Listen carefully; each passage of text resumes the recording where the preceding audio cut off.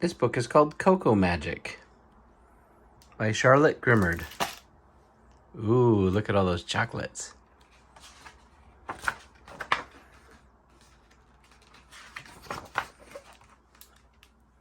Daniel was only 4 years old when he made his first batch of chocolates from start to finish. His great-uncle Louis, the Cocoa King of Charlottetown, didn't help him one bit, except for to steady his hands as he poured the warm, silky chocolate into the mold. "Just think," said Uncle Louis, holding out a single cocoa bean. "A humble seed. Add vanilla, sugar, milk, and voila! It's magic, my boy."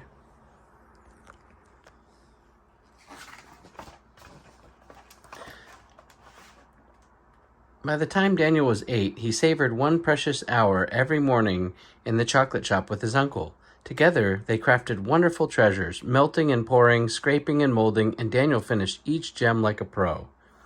And the old man and the young boy would walk 3 blocks to school together. The red brick building always seemed cold and lonely, especially on a winter's morning. On one such morning, a new girl came to class. The teacher introduced her as Sarah Miller, and when Daniel smiled at her, she did not smile back. Thought Daniel, if school felt cold and lonely to him, it must feel downright terrible to Sarah. The next morning, Daniel told his Uncle Louis about Sarah. Together they came up with a plan. Before leaving the shop, Daniel selected the best chocolate, caramel of the batch, and Uncle Louis popped it into a small golden box. The moment Daniel got to school, he carefully placed the treasure into Sarah's desk, and nobody saw him do it.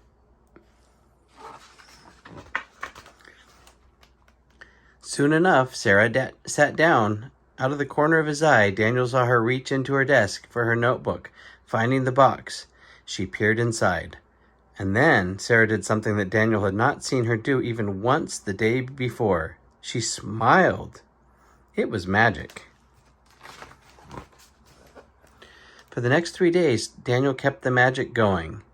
Vanilla fudge on day 1, coconut cream the next, and then a piece of nougat. Every day, Sarah seemed a little less scared and a little more cheerful. By Friday, Daniel realized he wasn't the only one watching Sarah eat her chocolates. Ben was watching too. And so, on Monday morning, Daniel brought 2 small golden boxes to school, one for Sarah and one for Ben.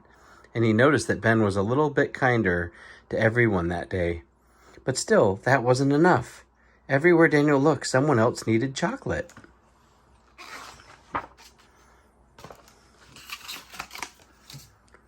A truffle turned Todd into a teddy bear. A salted caramel made Suki smile. And a pecan praline changed Pablo into a prince. Magic! And nobody, even for a moment, suspected it was Daniel.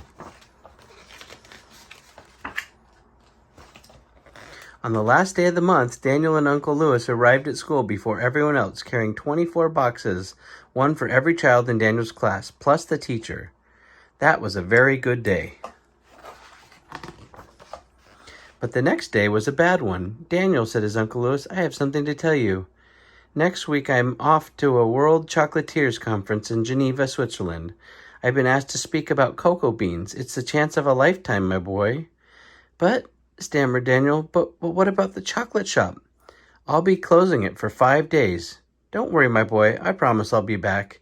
And then to seal the deal, Uncle Louis hugged Daniel tight. 5 days? Daniel couldn't remember the shop closing for even 1 day, let alone 5. On Monday morning, Daniel trudged to school alone. He stopped for a long time outside the shop, peering into the darkness. What would happen to the cocoa magic without Uncle Louis? The cheer would be gone. The smiles on his classmates' faces would disappear. Sure enough, the red brick school building was cold and lonely. Once more, this time it was Daniel who felt terrible. The second morning was even lonelier. Nobody looked Daniel in the eye. Nobody came anywhere near him. And then, surprise! It was magic.